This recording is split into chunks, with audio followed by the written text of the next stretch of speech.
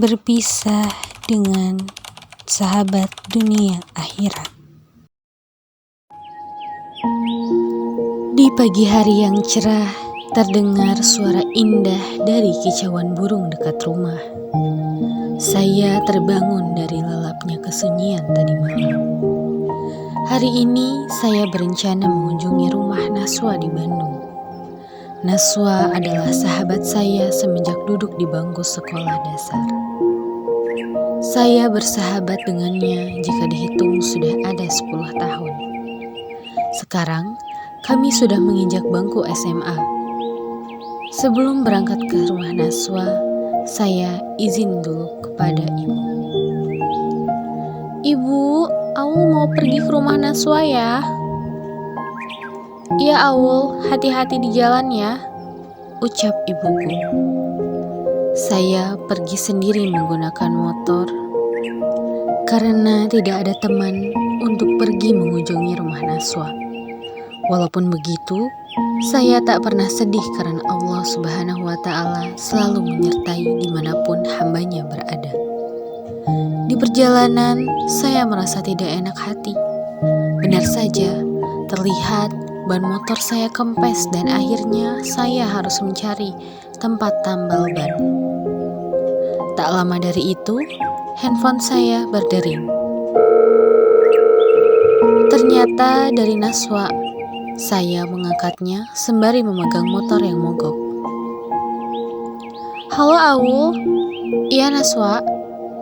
Kenapa kamu belum sampai rumahku? Nas, ban motorku kempes nih. Aku sedang mencari tempat tambal ban. Oh, di daerah sana ada tempat tambal ban yang tak jauh dari pom bensin. Iya nih, sudah terlihat dari jauh, ada di sebelah sana. Baiklah, hati-hati ya Aul. Aku menelponmu karena aku khawatir sesuatu terjadi padamu. Baik Nas, kamu tunggu saja ya. Tidak lama lagi aku akan sampai. Sip, sampai bertemu nanti. Panggilan diakhiri oleh Naswa dan saya melanjutkan perjalanan ke rumahnya setelah ban motor saya selesai diperbaiki. Setibanya di rumah Naswa, saya bertemu dengan pamannya Naswa, yaitu Paman Adi. Saya ditanyakan mengapa belakangan ini jarang sekali mengunjungi rumah Naswa. Akhirnya, saya hanya bisa menjawab apa adanya. Karena saya sibuk sekolah dari kegiatan ekstrakurikuler sampai organisasi lainnya. Dahulu, saya dan Naswa selalu bersama, dari sebagai teman sekolah hingga teman mengaji. Namun, semenjak masuk SMP, Naswa pindah rumah ke Bandung, hingga saya jarang sekali bertemu dengannya. Awal perpisahan itu, komunikasi kita lancar melalui media sosial. Namun, semakin kesini, kami berdua sama-sama sibuk hingga tak mempunyai waktu untuk mengabari saja. Saya tetap tinggal di Cimahi walaupun jauh dengan sahabat kecil saya. Sangat terasa ketika saat saya jauh dengan Naswa. Kerinduan seringkali memendaki hati saya. Begitu pula dengan Naswa. Sampai pernah suatu saat saya memimpikan Naswa hingga saat terbangun saya meneteskan air mata. Naswa bercerita bahwa sepertinya dirinya tak akan lama lagi tinggal di Bandung. Karena ayah Naswa adalah seorang TNI, jadi sudah begitu lumrah jika keluarganya harus ikut berpindah-pindah tempat tinggal. Jadi sekarang ayah dan ibunya sudah tinggal di Kalimantan. Itulah alasan mengapa sekarang Naswa hanya tinggal bersama pamannya, yaitu Paman Adi. Hati saya semakin tidak enak karena Naswa memberitahu hal tersebut. Ya, artinya saya akan berpisah lebih jauh dengan sahabat saya. Di tengah-tengah percakapan, Naswa mengajak saya untuk mengunjungi kajian Ustadz Abidin esok hari. Kebetulan, jadwal saya kosong besok. jadi saya bisa mengunjungi kajian tersebut. Sepulang saya dari rumah Naswa, saya bercerita tentang kabar buruk yang telah Naswa beritahu pada ibu saya. Mata saya berkaca-kaca menceritakan hal tersebut, hingga akhirnya saya dinasehati oleh ibu saya bahwa saya mempunyai banyak teman di sini yang sepatutnya saya syukuri. Walaupun sahabat jauh saya pergi meninggalkan lingkungan yang dekat dengan saya harus tetap bisa bergaul dengan teman yang saya di sini. Apalagi saya mengikuti banyak kegiatan di sekolah seperti organisasi dan ekstrakurikuler. Nasihat ibu sedikit menyadarkan saya agar saya bisa mengikhlaskan Naswa pindah rumah. Semenjak SMA, saya kurang nyaman dengan pergaulannya.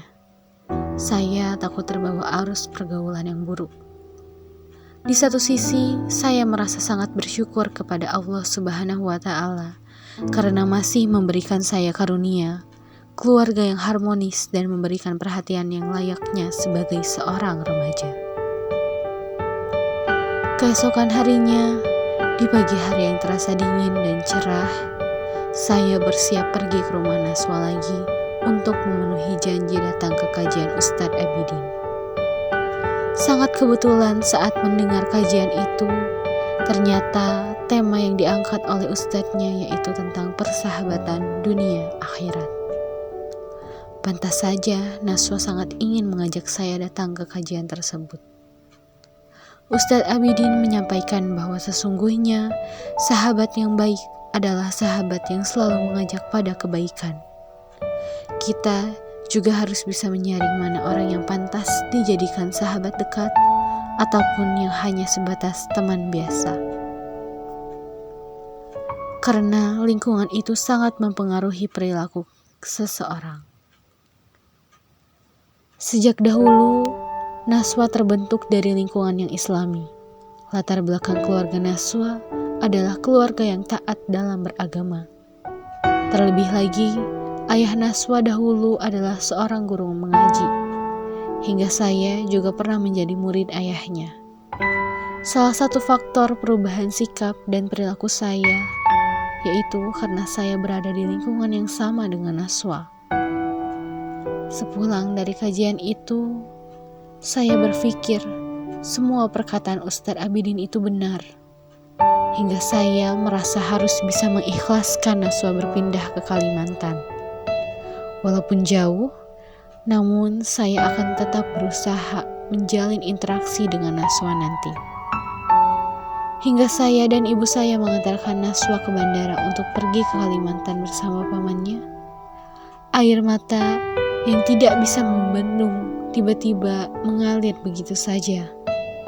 Tak terasa, tangisan saya meluap dikala Naswa benar-benar berpamitan di bandara saat itu. Mau tidak mau, suka tidak suka, jika itu sudah menjadi jalan yang ditentukan oleh Yang Maha Kuasa, maka kita sebagai hambanya juga tidak dapat menolak takdir yang telah ditetapkannya. Karena belum tentu yang baik di mata manusia adalah yang terbaik di mata Tuhannya.